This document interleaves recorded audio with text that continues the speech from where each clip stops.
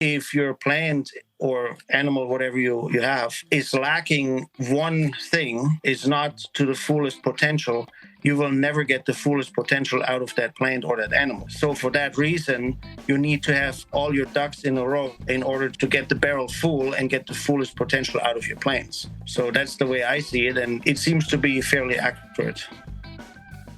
Yeah, my name is Jim Hallbeisen, and this is my opinion.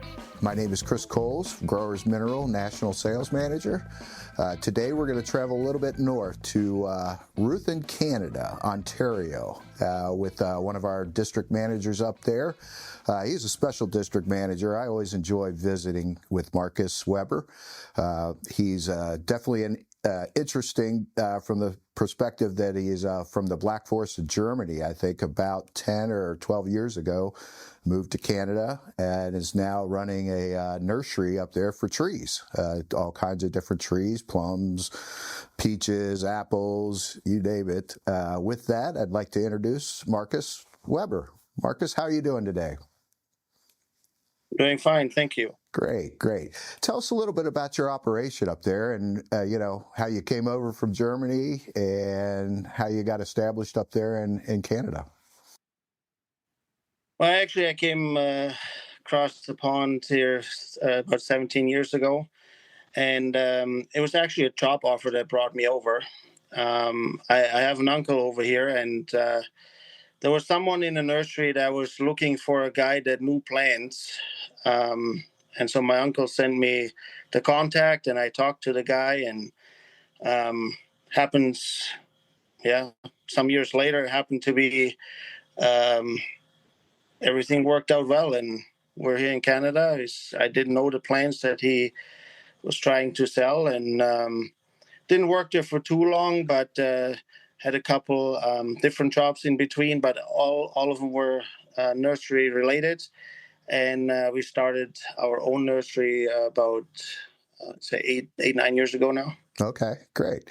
Now, what do you do on this nursery? To explain your operation there, because it's different from most nurseries that I would have been exposed to in my travels. Well, we grow mainly fruit trees. I have grown all kinds of stuff in the past, like shade trees, shrubs, and all kinds of stuff, vegetables and flowers and all that. But somehow I like to grow something that feeds people. And we ended up doing a nursery that's basically fruit trees, anything that we can grow here in Canada. And we supply mostly orchards. I mean, we sell to private people too, if some people are interested, but mostly for orchards. Okay. How do you utilize growers in your program? Well, it started out, I was working at a different nursery, and was pretty big, and we had some issues there. And through my background and stuff, I knew I was lacking something, which I couldn't find. And so I was looking around. I was at a show in Niagara on a lake at that time. And I walked across a couple of guys that had growers, and I started talking to them. And I knew that's what I was looking for. And so that's how I basically got into it. And we did a field trial over there at that nursery. We had some grapes there. And it was ideal situation because we had the same variety on two different watering lines because the sections were too big. So we had two sections. And so we said, okay, let's try it. And we put some growers on through the drip irrigation. We put it on the one section and not on the other one. And I think that was a Thursday or Friday. And we came back on Monday and we saw a difference. We said, okay, there's something's working here. And what we saw was basically the newer leaves that had grown over the weekend were much bigger, and therefore we knew we get free energy from the sun, and in the end that's going to give us a stronger plant. Interesting. And you talk about the minerals in Growers Mineral. I know you talk about how special those are and how those micronutrients really separate what growers, from a lot of our competition out there. And you always talk, instead of fertilizer, always say you refer to minerals. Explain that a little bit to us. Yes, so I do understand that it's the same as your own body and immune system. Okay, you can give the big stuff to your body. I mean, all the nutrients you need, but there's certain things. For example, let's take selenium. If you have a selenium deficiency, your reproduction doesn't work right, and that's the same for animals and many other things in this world too. And selenium, for example, is one thing that we lack here in Southern Ontario, and amongst other things. And if you do soil tests and whatever, you can see there's not much there, if anything. And so if you start adding those minerals, micronutrients to the soil or foliar to the plant, you're going to see a big difference. So if you look at a wooden barrel, I mean, most people are not familiar, I guess, with coopering anymore. But if you look at a wooden barrel and you have the certain staves of your barrel, if you would say each stave of that barrel represents a nutrient, let's say nitrogen, phosphorus, calcium, boron, selenium, whatever you want to put there, right? And you can only fill that barrel to the height of where the lowest stave will end. So technically, if one stave is not the length of all the others, your barrel will never be full. And in the same way, if your plant or animal, whatever you have, is lacking one thing, is not to the fullest potential, you will never get the fullest potential out of that plant or that animal. And so for that reason, you need to have all your ducks in a row in order to have to get the barrel full and get the fullest potential out of your plants. So that's the way I see it, and it seems to be fairly accurate. Okay, that's an interesting perspective. I know when I was up there last, we visited a greenhouse research operation, and they do other business too. They have production, and I know you do some business with them, and your son works there as well. And we're looking to do some trials there with growers. Kind of explain that whole situation up there, because I thought that was very unique. That growers, those greenhouses. So the owner there, I guess he wants to try and find out other crops and find new ways of growing plants in the greenhouse industry. And so they're doing all kinds of trials and testings on various mediums of like for growing plants in different ways of basically figuring out what could be grown in a greenhouse. For example, they got some peaches and plums and cherries off us and just tried through different pruning techniques and all that stuff. They try to grow those in the greenhouse. Interesting factors are that all those trees, fruit trees, they need a certain time of dormancy, and so they have to kind of artificially make those plants dormant in order to have them fruit.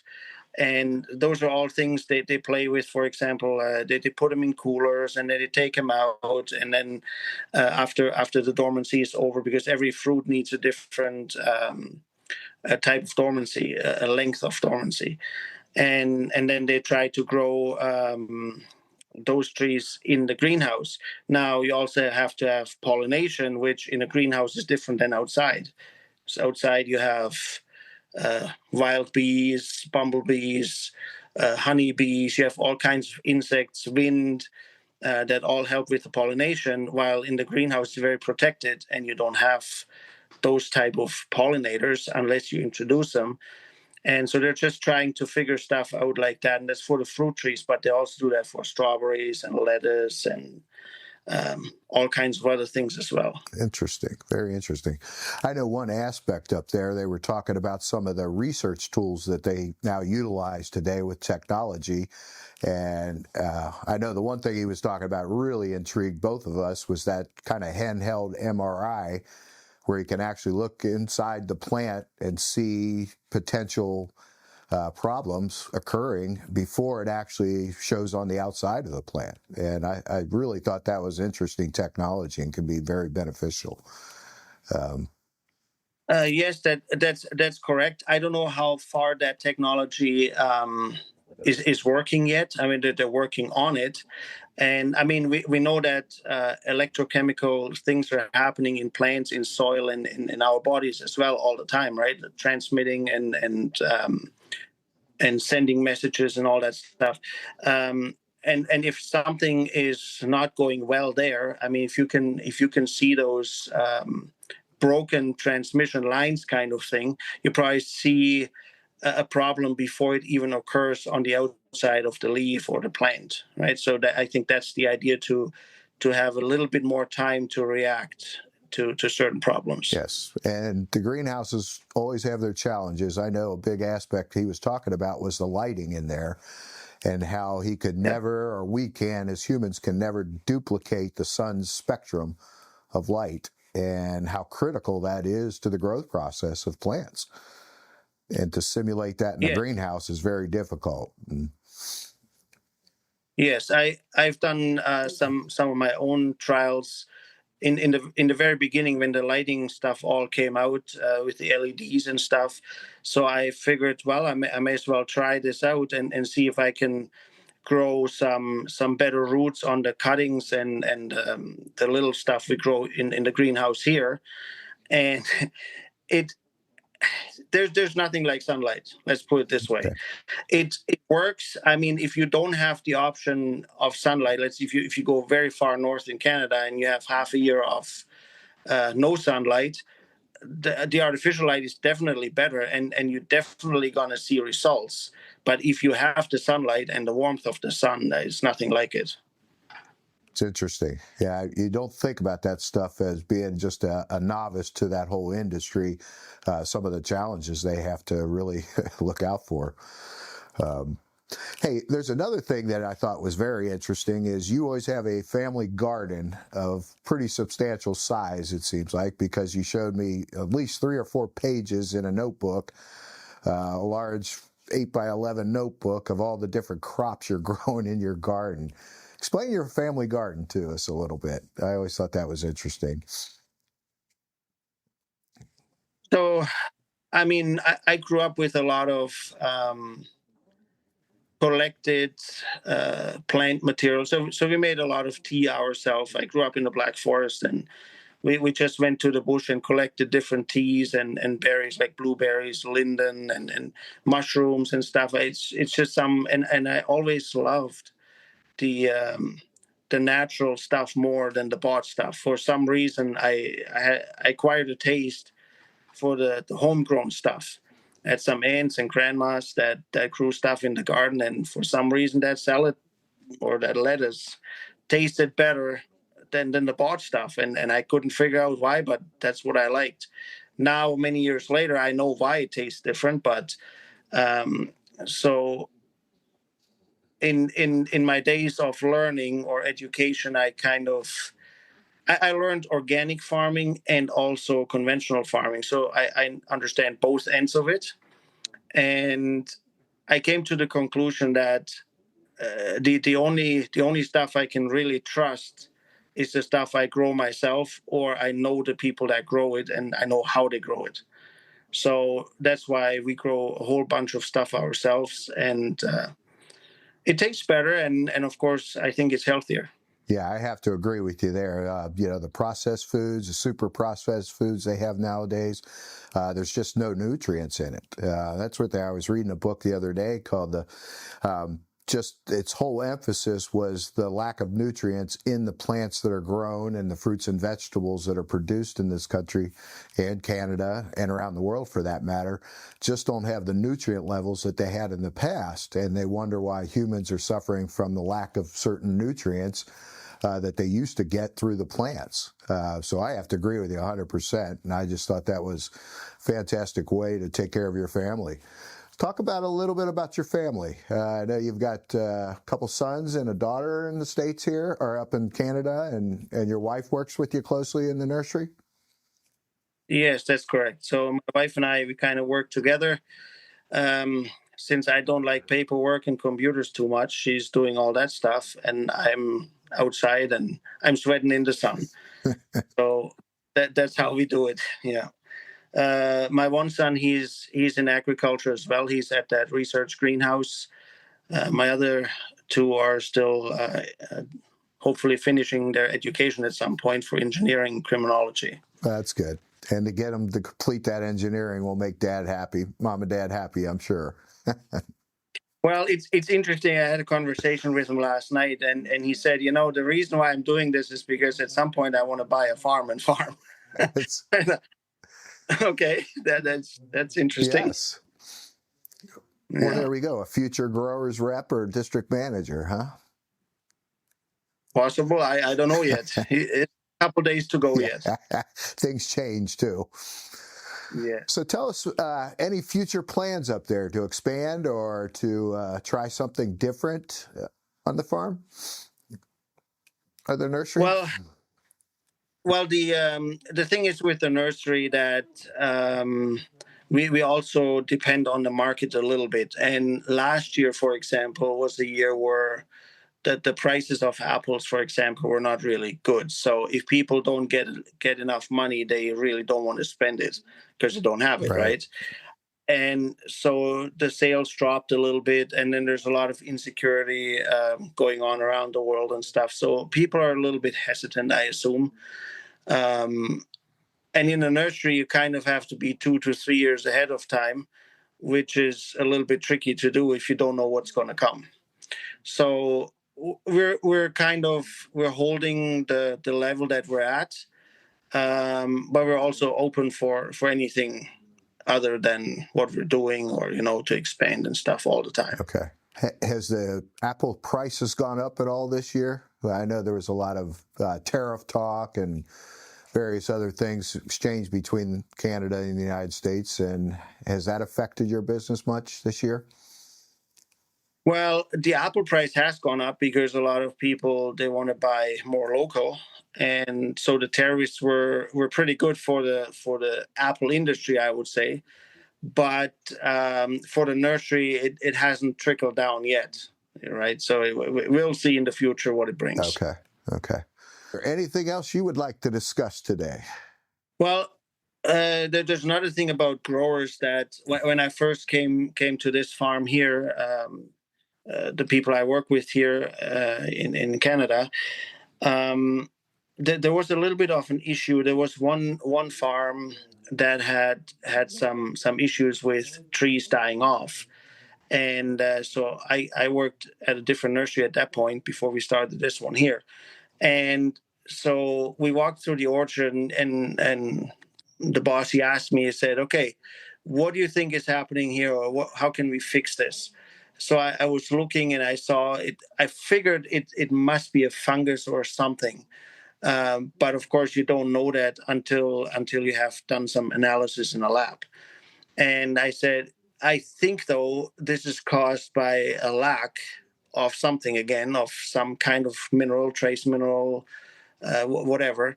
And I think that the minerals could help. So we bought some of the growers' minerals for this farm. They started spraying, and within 2 weeks, it started changing. So the trees that were affected to a certain point, it did die off, but it didn't spread and it didn't continue. Turned out it was a phomopsis, like it's a fungus. And but ever since they used growers, that never occurred again. Never could again.